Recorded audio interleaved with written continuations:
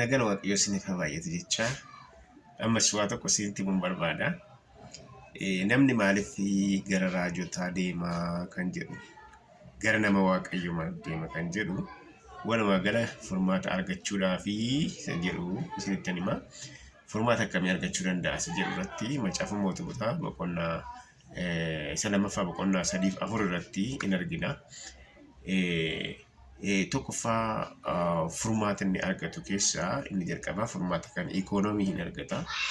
Furmaata ikoonoomii sana irratti dubartittiin akkas jettee abbaan qabeenyaa ijoollee kolarraa fudhachuuf jedha gaafa jedhee namni waaqayyoo ajaja baase zayitiin mana ishee jiru yaa'uu jalqabee qodaa hundumaa hin guutee idaa kaffaltee sirraa itti jiraatte jedha. Akkasuma boqonnaadhuma 4 gara gadiisa gara irratti immoo akkas buddeena 20 bichaa nama 100f akka nyaachisuu danda'ee ni ilaalla.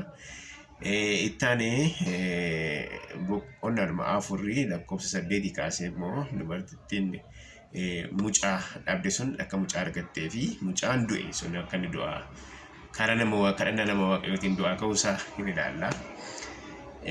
Kanatti aanee immoo akkasuma boqonnaa 5 irratti Na'emaan kan jedhamu lamxii irraa akka inni milikkita namni waaqayyo jedheen Elsaan jedheen akka inni qoddaa argina.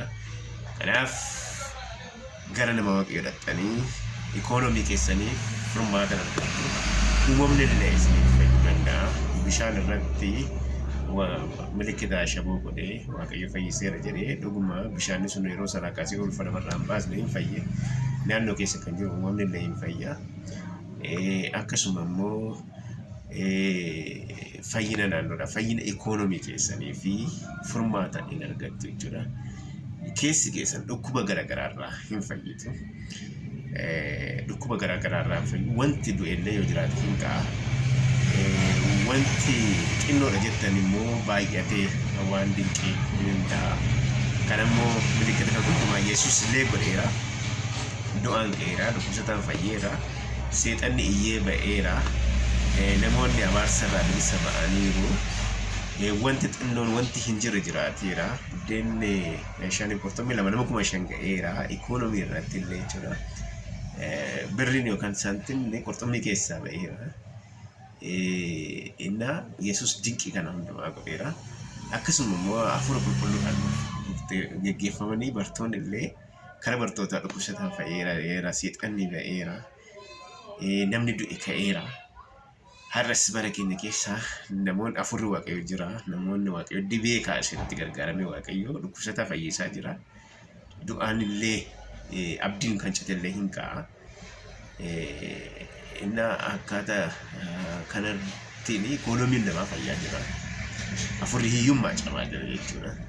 Kanaaf sagantaan guyyaa yartuu booda as asoosaatti qophaa'ee jiru irratti hirmaadha. Karaa nama waaqayyoo raajii kana dhibee furmaata argattu.